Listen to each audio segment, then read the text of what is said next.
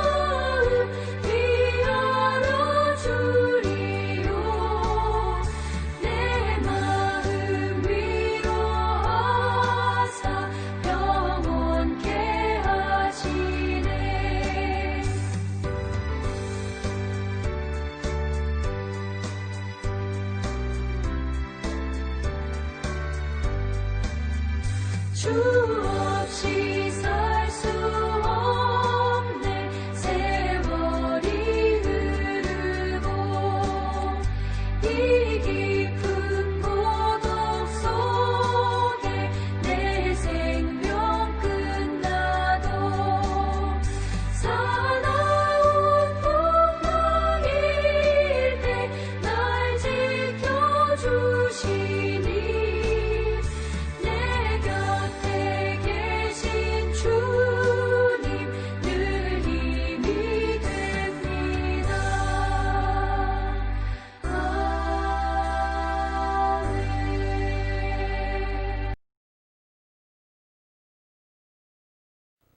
오늘 예수님의 발자취 5번째 시간으로 빌립보 가이사라와 관련된 말씀을 함께 살펴보고 은혜를 나누겠습니다.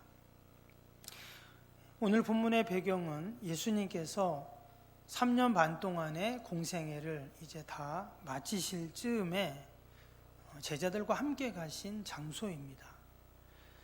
이제 예수님께서는 마지막 과업을 앞에 두고 있죠. 친히 자신이 희생제물이 되셔서 십자가에 달리시는 것이죠. 이제 얼마 있으면 제자들과 작별을 해야 됩니다. 그래서 지금 마치 제자들에게 마지막 졸업시험을 보는 것처럼 지금 예수님께서 제자들에게 문제를 내십니다. 그게 오늘 함께 읽었던 13절, 15절에 나오는 문제이고 질문이죠. 두 가지가 나왔습니다. 하나는 사람들이 나를 누구라느냐 하는 내용이죠. 그리고 또 하나는 그러면 너희는 나를 누구라 하느냐, 어떻게 생각하냐, 이거를 지금 질문을 하고 있습니다. 근데 이 질문은 단순한 질문인 것 같은데 사실 이게 기독교 진리의 핵심이고 복음의 핵심입니다. 그런데 지금 예수님이 질문을 어디서 하시는가? 지금 제자들을 어디로 데려갔다고요? 오늘 13절에 보니까 빌립보 가이사라라는 지역으로 제자들을 데리고 갔어요. 그래서 우리가 먼저 이 빌립보 가이사라라는 지방이 어떤 것인지 한번 잠깐 살펴보면, 이곳은 갈릴리에서 북쪽으로 한 30km 이상 더 올라간 아주 이스라엘의 최북단에 있는 지역입니다. 그래서 그 위에는 이제 헬몬산이 있는데 바로 그 헬몬산의 기슭입니다. 헬몬산 그 기슭에 있는 조그맣고 아름다운 도시인데요. 이곳은 일찍이 헤롯 대왕이 그 로마의 아우구스투스 황제에게 선물을 받은 도시입니다. 근데 이제 그가 죽자, 이제 헤롯이 죽자 그의 아들 헤롯 빌립이 이쪽 지역을 다스리게 되는데요. 그때 이제 헤롯 빌립이 지역을 이제 재건을 합니다. 더 멋진 도시로 만드는 것이죠. 그래서 자신의 이름은 빌립보라는 이름을 넣고 또 하나는 가이사라, 이 로마 황제의 이름이잖아요. 두 개를 넣어서 빌립보 가이사라라는 도시를 만들게 됩니다. 원래 이 도시는 이제 히랍 시대 때, 헬라 시대 때 신전이 있던 그런 곳이었습니다. 판신전이라고 해서 이제 지역 신인데요. 그 신을 섬기는 신전이 있었습니다. 그래서 지금도 이곳의 지명을 판과 거기서 이제 파생된 파니아스라는 그런 이름으로 지역이 있습니다. 뿐만 아니라 그 판신전 옆에 또 하나의 신전이 있는데 그건 뭐냐면 로마 황제를 위한 신전을 또한 지었습니다. 그러니까 당시 이곳에 많은 사람들이 신전이 있으니까 찾아오겠죠. 그런 도시였어요. 산세가 수려하고 경치가 좋고, 이스라엘은 여러 기후가 이제 공존하는 그러한 지역인데요. 우리가 아는 것처럼 지난번에 그 유대 광야에 대한 내용도 보았죠. 밑에 지방으로 오면은 광야입니다. 근데 위로 올라가면 아주 산림이 울창하고 또 수려한 그러한 지역도 있다는 겁니다. 그래서 지금도 이 바니아스라는 지역을 이스라엘의 국립공원으로 지정할 정도로 아주 산세가 좋은 그런 곳입니다. 또 어떤 자료를 보면 당시에 헤롯 대왕이 이곳에 자신의 왕궁을 지었다는 거예요. 별장을 지었다는 겁니다.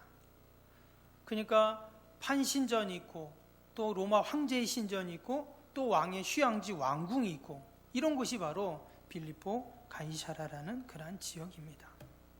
근데 지금 예수님께서 이곳에 제자들을 데리고 오셨어요.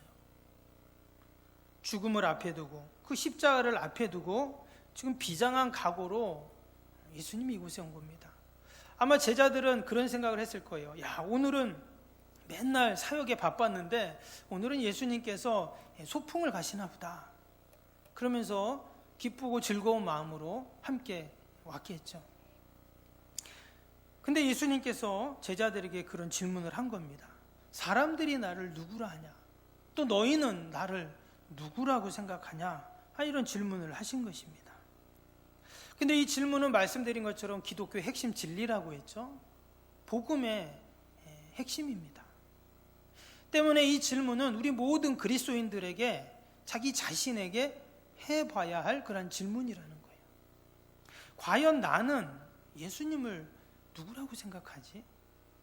이런 질문을 해보고 진지한 답을 구해봐야 한다라는 것입니다. 근데 이 질문을 어디서 했다고요? 황량한 광야 한복판에서 던진 질문이 아니었어요. 또 예수님의 주 무대인 수많은 이적과 기적을 행하신 수많은 무리들이 예수님을 따르는 그 갈릴리 지역에서 하신 질문이 아니었다는 거예요.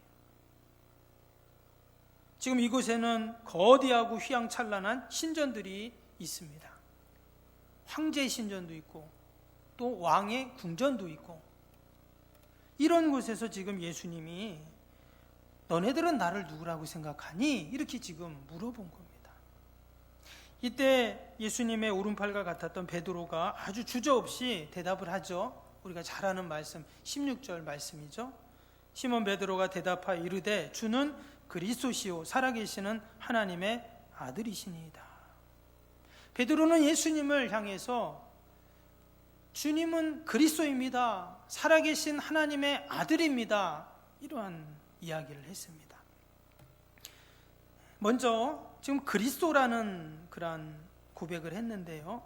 그리스도라는 말은 기름 부음을 받은 자, 이런 뜻입니다. 우리가 예수 그리스도 이렇게 많이 이야기를 하는데, 이 그리스도라는 말은 기름 부음을 받은 자, 이런 뜻이 바로 그리스도라는 뜻이에요. 그럼 왜 베드로는 예수님을 기름 부음 받은 자라고 얘기했는가? 당시에 기름 부음을 받는 자는 세 종류의 사람이죠. 왕, 선지자, 제사장. 그 세 사람은 기름을 붓게 되어 있죠. 특별히 그들이 세워질 때 취임할 때 양의 뿔에다가 실제로 기름을 넣어가지고 향유를 넣어서 그 기름을 붓는 그런, 그래서 사역을 이제 인준하는 그런 의식을 했습니다. 왕은 말 그대로 나라와 백성을 다스리죠. 그래서 베드로는 예수님을 생각할 때 그런 생각을 한 거죠. 예수님을 그리스도라고 했다는 것은 예수님은 왕이십니다라는 거예요. 그래서 예수님이 나를 다스리십니다, 이렇게 얘기한 거예요. 또 선지자는 당시에 가르치는 자죠. 바른 진리를 가르치는 자. 그래서 예수님께서 저에게 참된 진리를 가르치시는 분이시기에 그리스도입니다, 이런 뜻인 거예요. 또 한 가지는 제사장이죠. 제사장은 하나님 앞에 거룩한 제사를 드리는 자입니다. 그래서 나와 하나님 사이에 죄로 말미암아 막힌 그 담을 허는 사람이 제사장이죠. 그래서 베드로는 예수님을 볼 때 하나님과 나를 만나게 하시는 분이기 때문에 그리스도입니다, 이렇게 고백을 했다는 거예요. 당연히 그 시대에 왕도 있고 선지자도 있고 제사장도 있었습니다. 근데 당시의 왕은 어땠어요? 백성들을 생각하지 않습니다. 헤롯 왕은 어때요? 자신을 위한 왕이죠. 자신의 왕권, 자신의 욕심만을 채우기 위한 그런 왕이었어요. 선지자도 마찬가지입니다. 하나님의 말씀을 대언해야 할, 진리를 이야기해야 할 선지자는 세상의 말, 사람들이 듣기 좋은 말만 했죠. 제사장은 거룩한 제사를 드려야 하는데 너무나도 불성실하고 또 거룩한 제사와는 안중에도 없는 그런 제사를 드렸습니다. 때문에 사람들은 당시에 누구보다도 진정한 왕, 선지자, 제사장을 원하는 그런 시대였어요. 그런 그들에게 그는 바로 구세주 그리스도 메시아를 간절히 기다리고 있을 때 누가 오신 거예요? 예수님이 딱 나타나셔서 자신을 제자로 삼으시고 그가 그렇게 기다리던 왕으로, 선지자로, 참된 제사장으로 보여졌기에 주는 그리스도십니다, 이렇게 지금 고백을 한 것입니다. 여러분이 베드로의 고백이 저와 여러분의 고백이 되어야 할 줄로 믿습니다. 기대하고 기다리고 소망하던 그 메시아 그리스도, 바로 예수님을 만나는 그 순간 그러한 고백을 한 것이죠. 여러분, 그 고백을 듣고 예수님이 어땠을까요? 지금 베드로의 고백이 맞잖아요. 그러니까 예수님은 너무나 기뻐하셨어요. 그래서 17절에 뭐라고 합니까? 17절 보면 예수께서 대답하여 이르시되 바요나 시몬아 내가 복이 있도다. 이를 내게 알게 하니는 혈육이 아니요 하늘에 계신 내 아버지시니라. 한마디로 베드로가 예수님이 질문하신 너희는 나를 누구라고 생각하냐라는 그 질문에 맞는 답을 딱 한 것입니다. 학생이 시험을 봤는데 100점을 맞은 겁니다. 그럼 학생이 100점 맞으면 어때요? 본인도 좋고 선생님도 기분 좋겠죠. 틀리라고 문제를 내진 않았습니다. 그러니까 학생이 딱 맞히니까 예수님도 너무 좋아하신 거예요. 그래서 이 베드로가 고백한 주는 그리스도십니다 라는 이 고백은 너무나도 귀한 고백이 되는 것이고 이 안에 참된 진리가 담겨 있습니다. 저와 여러분들도 늘 주님을 바라보며 또 주님을 생각하며 주님은 나의 그리스도십니다, 그럼 이런 고백을 할 수 있기를 바랍니다. 할렐루야. 두 번째로 베드로의 고백을 보니까 뭐라 했습니까? 주는 살아계신 하나님의 아들이십니다, 또 이렇게 고백을 했어요. 특별히 살아계신 하나님의 아들이십니다, 이렇게 고백을 했어요. 예수님은 하나님의 아들이십니다, 이렇게 합니다. 여러분, 여기서 질문을 바꿔서 주님은 살아계신 인간의 아들입니다, 이렇게 말했으면 어때요? 인간의 아들이라는 것은 말 그대로 사람의 아들이죠. 예수님은 이 땅에 사람의 아들로 오셨습니다. 육신으로는 요셉의 아들이죠. 그래서 갓난아기로 이 땅에 태어나시고 30년 동안 평범한 삶을 사셨습니다. 근데 이 3년 반 동안 어때요? 예수님은 똑같은 인간의 모습이셨지만, 그래서 제자들과 함께 식사하시고 또 주무시고 생활하셨지만, 예수님은 살아계신 하나님의 아들이셨죠. 그래서 사람들은 이 베드로의 고백을 한동안 오해를 한 적이 있습니다. 왜냐하면 지금 겉모습은 뭐예요? 사람이잖아요. 근데 지금 살아계신 하나님의 아들입니다. 그러니까 겉모습은 사람이고 그 속은 하나님의 아들이라는 거예요. 이것을 소위 양태론이라고 하는데, 한동안 이 양태론을 이야기했던 수많은 사람들이 이단으로 정죄되어서 죽게 됩니다. 근데 그렇게 오해할 수가 있잖아요. 오해한다기보다 그렇게 이해할 수 있죠. 분명히 겉모습은 사람이에요. 근데 베드로의 고백처럼 하나님의 아들이시잖아요. 그러니까 예수님은 마치 인간의 탈을 쓰신 하나님의 아들이다, 이렇게 이해를 했다는 것이죠. 여러분, 그게 맞습니까? 맞지 않죠.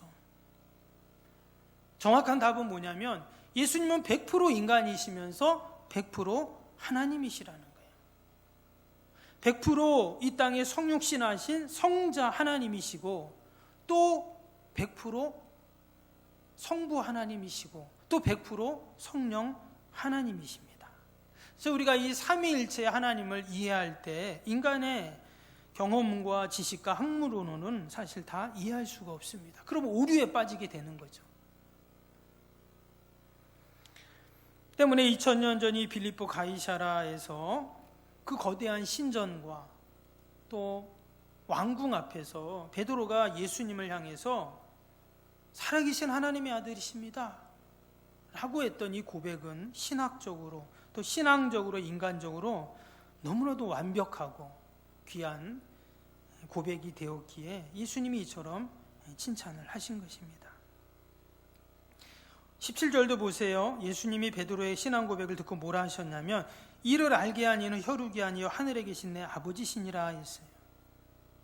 너희 지식과 경험으로 안 것이 아니라 하나님께서 알게 하셨다는 거예요.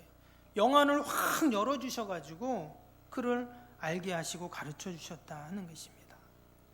원래 베드로의 직업은 어부잖아요.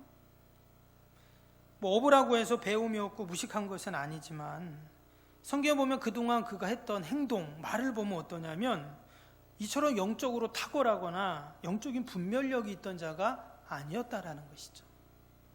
그럼에도 불구하고 예수님께서는 이 베드로의 순수함, 그 베드로의 열정, 그 모습들을 보시면서 예수님이 하나님의 아들이신 것을 깨닫게 되는 이런 은혜를 주셨다라는 것입니다. 여러분, 예수님을 하나님의 아들로 고백하는 것, 이것이 너무나 큰 은혜이고 복인 줄로 믿습니다. 우리는 당연히 예수님을 어떻게 고백합니까? 살아계신 하나님의 아들이십니다. 아멘. 우리가 다 그렇게 고백하고 아멘 하잖아요. 때문에 우리는 다 복된 자들이에요. 어떻게 예수님을 보고 때로는 훌륭한 분, 좋은 분, 또 인류의 위대한 업적을 남긴 성인, 세상 사람들은 다 그렇게 예수님을 보잖아요. 근데 우리 믿는 자들, 우리 하나님의 백성들은 예수님은 그리스도시고 살아계신 하나님의 아들이십니다, 이렇게 고백한다는 거예요. 이렇게 아멘 한다는 겁니다. 이것이 너무나 큰 여러분 은혜이고 복인 줄로 믿습니다. 때문에 예수님을 구세주로 알고 고백하고 그 예수님을 믿고 평생 주님만 의지하면서 우리가 이 땅에 살아가는 것, 이것이 우리 인생 가운데 가장 큰 은혜이고 복이 되는 줄로 믿습니다. 예수님은 당신의 질문 가운데 정답을 이야기했던 베드로에게 여기서 끝나지 않고 이후로 보면 더 큰 상을 말씀하십니다. 약속하시죠? 이어지는 18절 보시면, 또 내가 내게 이르노니 너는 베드로라, 내가 이 반석 위에 내 교회를 세우리니 음부의 권세가 이기지 못하리라. 예수님께서 그 베드로의 고백 이후에 신앙의 고백이에 교회를 세우겠다, 이런 비전을 말씀해 주셨습니다. 그럼 교회는 뭡니까? 그리스도의 몸이죠. 베드로의 신앙 고백이에 주님의 몸된 교회를 세우겠다, 이렇게 말씀을 하셨습니다. 근데 이것은요, 지금의 교회도 마찬가지입니다. 지금의 교회도 우리 성도들의 신앙 고백 위에 세워진다는 거예요. 주님의 몸은 우리 성도들의 신앙의 고백 가운데 지켜지고 보존되고 세워집니다. 지금 빌립보 가이사라에 거대한 신전이 있습니다. 왕궁이 있습니다. 근데 이 신전과 왕궁은 어디 세워졌어요? 세상의 권력 위에 세워진 것이죠. 때문에 그 신전들은요, 눈에 보기에는 찬란하고 근사하고 멋져 보입니다. 근데 시간이 지나면 어떻게 될까요? 점점 변하고 권력은 사라지고 그 신전도 왕궁도 다 사라지게 되고 결국 돌무더기만 남죠. 실제로 지금도 그 지역에는 그 당시의 신전 왕국의 터만, 돌 기둥들만 그렇게 남아 있습니다. 그러나 반석 같은 믿음 위에 세워진 교회들은 어때요?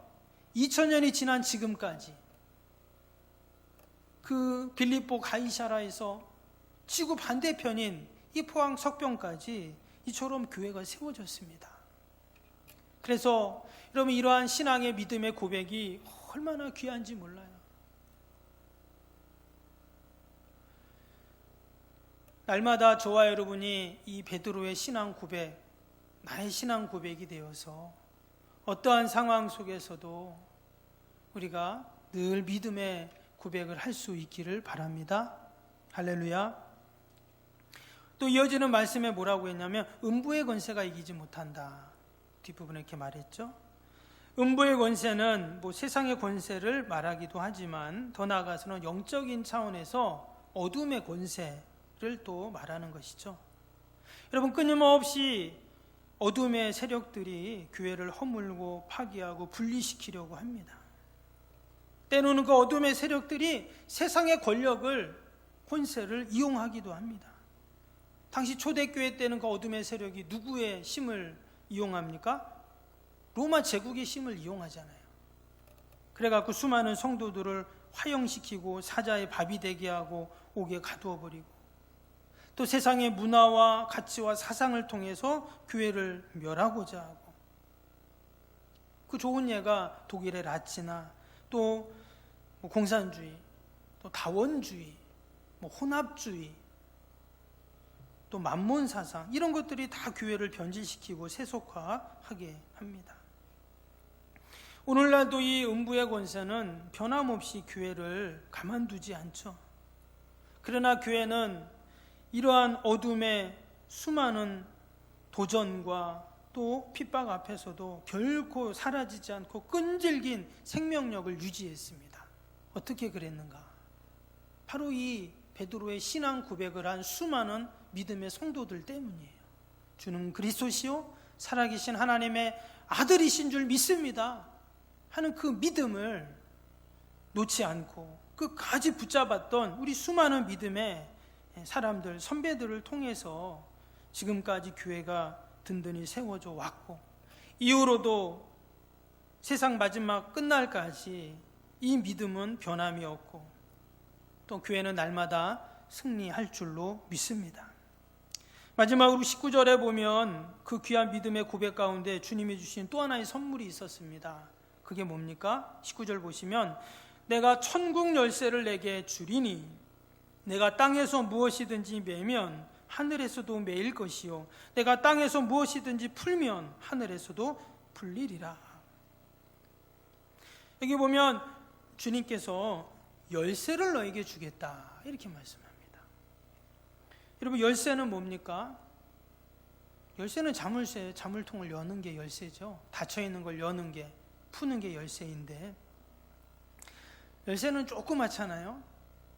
근데 정말 열쇠를 우리가 한 번씩 잊어버리는데, 잊어버리면 어떻습니까? 상당히 피곤해지죠. 문을 열 수가 없으니까, 닫힌 것을 열 수가 없으니까. 때문에 열쇠가 얼마나 귀한지 모릅니다. 때로는 열쇠가 없으면 문을 부술 수도 있어요. 그렇죠? 아니면 뭐 열쇠 하는 아저씨한테 좀 열어달라고 하기도 하고 합니다. 그런데 여러분, 천국문이 닫히면 어떻게 해요? 천국문을 부술 수는 없잖아요. 반드시 천국문 열쇠가 있어야 되죠. 근데 지금 주님께서 그 천국 열쇠를 누구에게 주신다고 했냐면 베드로에게 준다 했어요. 근데 이것은 그냥 베드로 개인에게 준다는 말이라기보다는 그 신앙 고백을 한 베드로에게 준 것이죠. 그리고 교회에 준 것이죠. 이 천국 열쇠의 능력은 어떻습니까? 오늘 19절 말씀처럼 무엇이든지 매면 다 매이고 풀면 다 풀리는 이런 놀라운 능력이 이 안에 있습니다. 베드로는 예수님이 이 말씀을 하셨을 때 이게 무슨 말인가 좀 처음에 이해를 못했을 것입니다. 그래서 이어지는 20절 보세요. 예수님 뭐라 합니까? 이에 제자들에게 경고하사 자기가 그리스도인 것을 아무에게도 이르지 말라 하시니라. 이게 19절과 연결이 되는 말씀이거든요.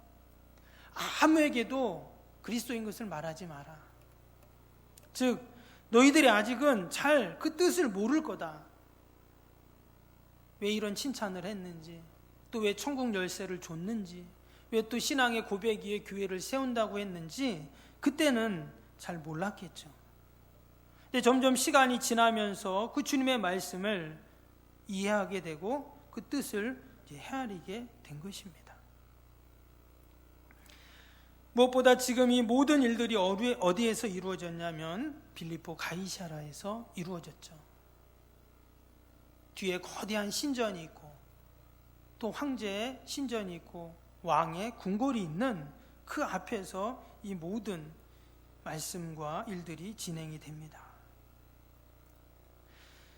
그렇다면 여러분, 저와 여러분의 빌립보 가이사라는 어디입니까? 우리도 질문해 봐야 돼요. 나의 빌립보 가이사라는 어디인가? 내가 그 앞에 있을 때 주님이 나에게 이렇게 물으시죠.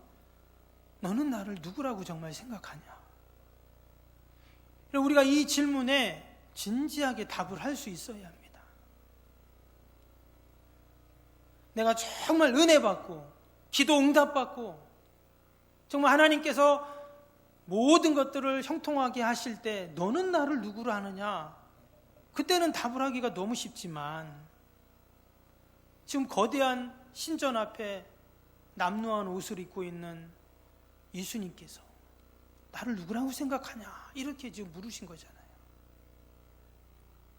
다른 말로 하면 정말 내가 그 거대한 신전에 비하여 너무나 부족하고 연약하고 또 작아 보일 때, 또 내 계획과 소망하는 일들이 잘 이루어지지 않을 때, 또 연약할 때, 부족할 때, 그때 하나님이 나에게 너는 나를 누구라고 생각하고 기도하니? 너는 나를 누구라고 생각하고 찬양하니? 너는 나를 누구라고 생각하고 예배하니? 이렇게 물으신다는 거예요. 그럼 그때 우리는 주님을 어떻게 고백해야 될까요? 오직 진실한 신앙의 고백과 영적인 진리를 우리가 붙잡아야 할 줄로 믿습니다. 세상의 논리와 가치와 그 사상을 붙잡는 자가 아니라 오직 주님만이 그리스도이시고 하나님의 아들이심을 우리가 의심치 않고, 주님이 그 신앙의 고백 위에 교회를 세우시고 천국 열쇠를 선물로 주신다고 하셨던 이 약속을 우리가 늘 기억하면서 믿음으로 승리하는 저와 여러분이 되시기를 주님의 이름으로 축복합니다.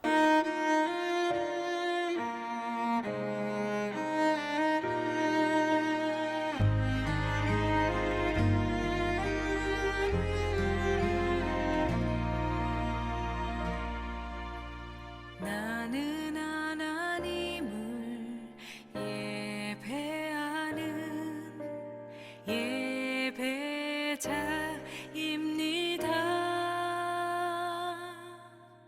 내가 서 있는 곳 어디서나